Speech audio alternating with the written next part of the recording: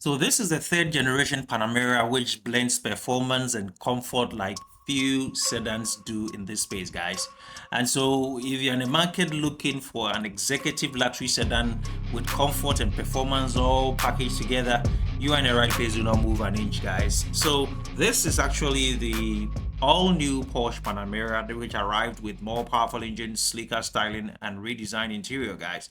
Bosch has actually sold 385,000 units of this vehicle since 2009, and they keep going on and on with this.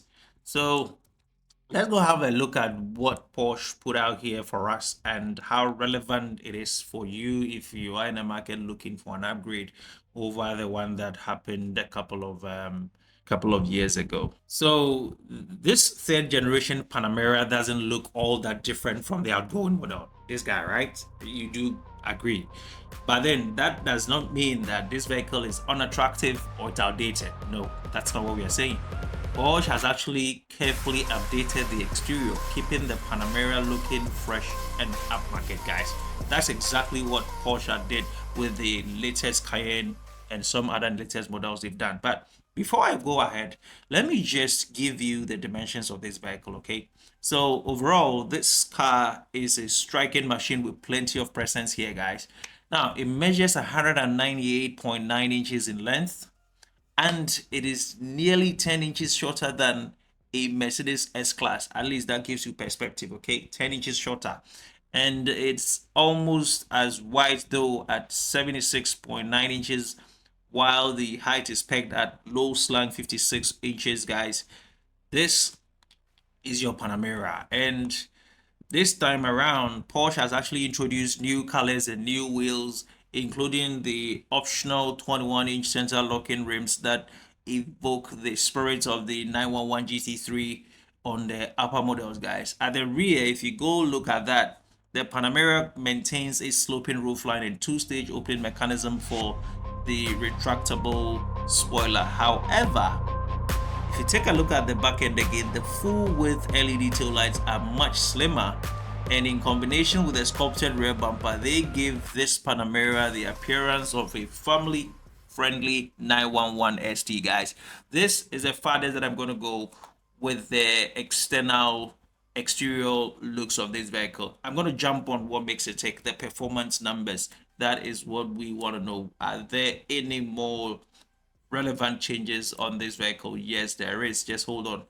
Now, before I go ahead with the power numbers, let me take this opportunity to say a big thank you to all of you folks for being supportive, helping the channel up to this point. We are grateful, and we want to say a big thank you to all of you guys.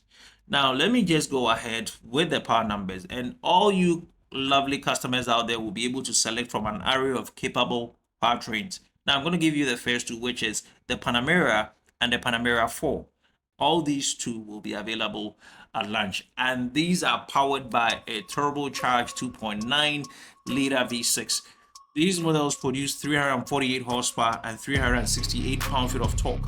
This is an improvement of 23 horsepower and 37 pound-feet of torque over the previous gens. Okay, now the six-cylinder motor features revised ignition timing, sub-injection volume timing, injection volume, and optimized boost pressure. This is how fast they are. The rear-wheel drive version of the Panamera springs to 60 miles per hour in 5 seconds dead flat. Now, if you jump onto the all-wheel drive version, it does the same distance 0.3 seconds sooner. I mean 4.7 seconds flat. Now, the former has a top speed of 169 miles per hour, while the latter, that's the all-wheel drive, steams out at 168 miles per hour.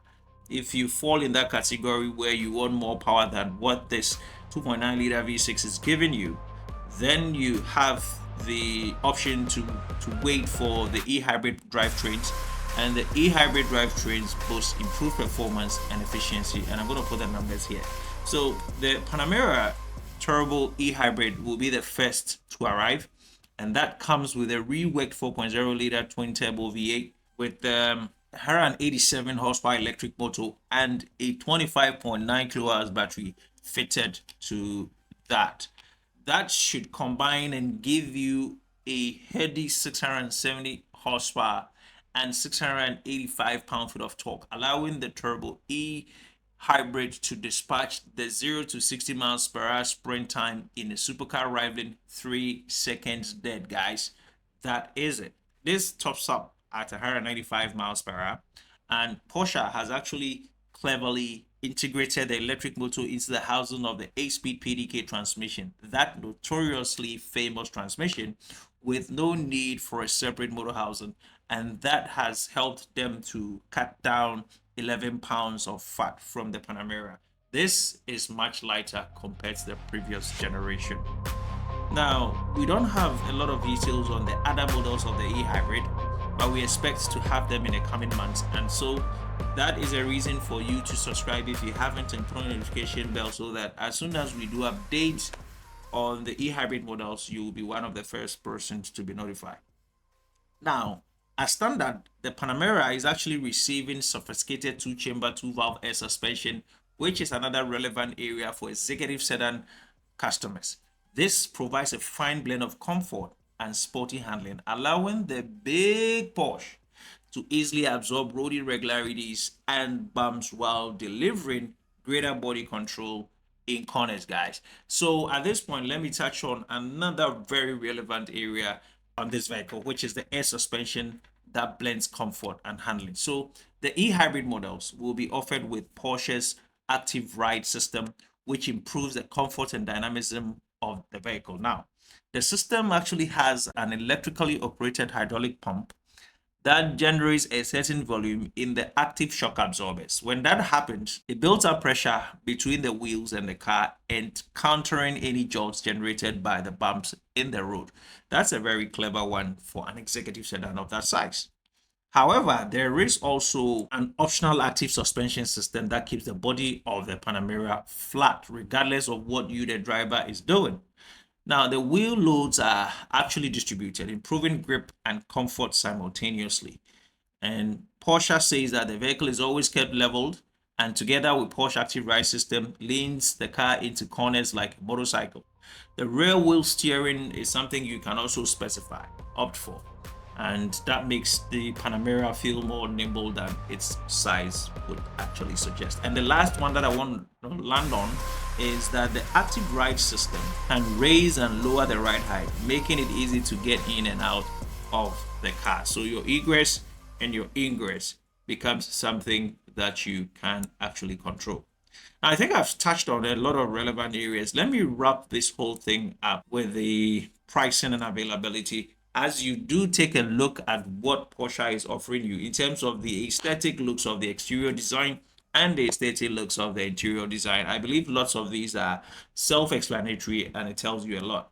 But I'm going to touch on the fact that there are a lot of safety features that Porsche has put in this one, and I'm going to mention a few, which includes the active speed assistant, traffic sign recognition, and Porsche's InnoDrive, which is an upgraded version of the adaptive cruise control. If you don't know that, let me touch on that. The InnoDrive consists of an evasive maneuver assistant, which can help the car make lane changes in an emergency, guys. So production of the 2024 Panamera will take place at Porsche's factory in Leipzig. US customers can start placing their orders for this luxury sports sedan, and pricing actually starts off at $100,000 for the base Panamera, while the Panamera 4 starts off at $107,000, excluding Porsche's delivery fee of $1,650, guys. You are to expect these models to arrive at Porsche dealership in spring 2024, and the Turbo E models will follow later.